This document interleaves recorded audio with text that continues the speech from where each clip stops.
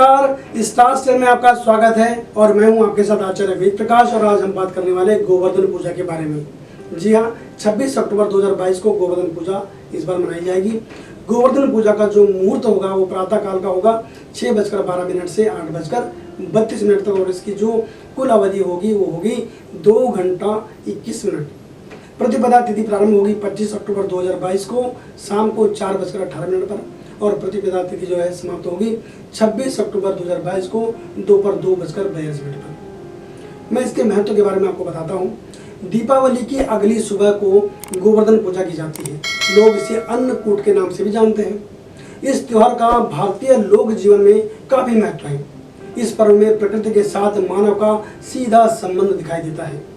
इस पर्व की अपनी मान्यता और लोक कथा है। गोवर्धन पूजा में गोधन यानी गाय की पूजा की जाती है, और शास्त्रों में बताया गया है कि गाय उसी प्रकार पवित्र होती है जैसे नदियों में गंगा। गाय को देवी लक्ष्मी का स्वरूप माना जाता है। देवी लक्ष्मी जिस प्रकार सुख समृद्धि प्रदान करती है, उसी प्रकार गौ माता भी अपने दुग्ध से स्वास्थ्य रूपी धन प्रदान करती है।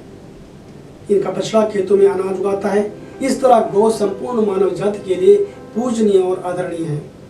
गौ के प्रति श्रद्धा प्रकट करने के लिए ही कार्तिक शुक्ल पक्ष प्रतिपदा के दिन गोवर्धन की पूजा की जाती है, और इसके प्रतीक के रूप में इसे उस दिन गाय की पूजा की जाती है। जब कृष्ण भगवान ने ब्रजवासियों को मूसलाधार वर्षा से बचाने के लिए 7 दिन तक गोवर्धन पर्वत को अपनी सबसे छोटी उंगली पर उठाकर रखा, और गोप गोपिकाएं उसकी छाया में सुखपूर्वक रहे। 7वें दिन भगवान ने गोवर्धन को नीचे रख और हर वर्ष गोवर्धन पूजा करके अन्नकूट उत्सव मनाने की आज्ञा दी। तभी से यह उत्सव अन्नकूट के नाम से मनाया जाता है। एक और कथा प्रचलित है। गोवर्धन पूजा के संबंध में एक लोक गाथा प्रचलित है कि देवराज इंद्र को अभिमान हो गया था। इंद्र का अभिमान चूर करने हेतु भगवान श्री कृष्ण, जो स्वयं लीलाधारी श्री हरि विष्णु के अवतार हैं, ने एक लीला रची। प्रभु की इस लीला में यूं हुआ कि एक दिन उन्होंने देखा कि सभी ब्रजवासी उत्तम पकवान बना रहे हैं और किसी पूजा की तैयारी में जुटे हुए हैं। श्री कृष्ण ने बड़े भोलेपन से जो मैया यशोदा से जो है विनती करी, प्रश्न किया, मैया ये आप लोग किसकी पूजा की तैयारी कर रहे हैं? तो कृष्ण की बात सुनकर मैया बोली, लल्ला हम देवराज इंद्र की पूजा के लिए अन्नकूट की तैयारी कर रहे हैं। मैया के ऐसा कहने पर भगवान श्री कृष्ण बोले, मैया आप इंद्र की पूजा क्यों करते हैं? मैया ने कहा, वो वर्षा करते हैं जिससे अन्न की पैदावार होती है, उनसे हमारी गायों को चारा मिलता है। भगवान श्री कृष्ण बोले, हमें तो गोवर्धन पर्वत की पूजा करनी चाहिए, क्योंकि हमारी गायें तो वहीं चरती हैं। इस दृष्टि से गोवर्धन पर्वत ही पूजनीय है, और इंद्र तो कभी दर्शन भी नहीं देते, और पूजा न करने से तो जो है वो क्रोधित हो सकते हैं। अतः ऐसे अहंकार की पूजा तो बिल्कुल भी नहीं करनी चाहिए। लीलाधारी की लीला और माया से सभी ने इंद्र के बदले गोवर्धन पर्वत की जो है वो पूजा शुरू कर दी। देवराज इंद्र ने इसे अपना अपमान समझा और मूसलाधार वर्षा शुरू कर दी।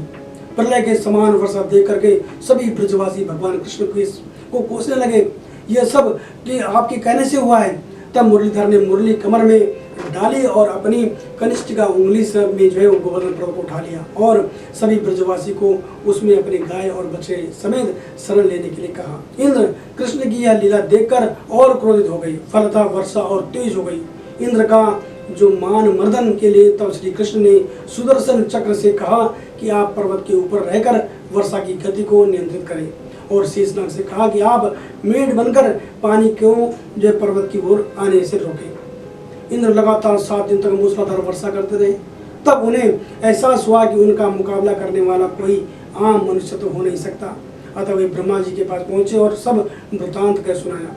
ब्रह्मा जी ने इंद्र से कहा कि आप जिस कृष्ण की आप बात कर रहे हैं वो भगवान विष्णु के साक्षात अंश हैं और पूर्ण पुरुषोत्तम नारायण हैं। ब्रह्मा जी के मुख से ये सारा सुन करके इंद्र अत्यंत लज्जित हुए, और श्री कृष्ण ने कहा कि प्रभु मैं आपको पहचान न सका, इसलिए अहंकार वश में भूल कर बैठा। आप दयालु हैं और कृपालु भी, इसलिए मेरी भूल को क्षमा करें। इसके पश्चात देवराज इंद्र ने मुरलीधर की पूजा कर उन्हें भोग लगाया। इस पौराणिक घटना के बाद से गोवर्धन पूजा की जाने लगी। ब्रजवासी इस दिन गोवर्धन पर्वत की पूजा करते हैं। गाय बैल को इस दिन स्नान कराकर उन्हें रंग लगाया जाता है और उनके गले में नई रस्सी डाली जाती है। गाय और बैलों को गुड़ तथा चावल मिलाकर खिलाया जाता है। तो ये थी गोवर्धन पूजा से जुड़ी हुई कथाएं।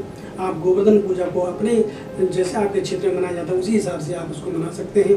मैंने मुहूर्त के बारे में आपको बताया।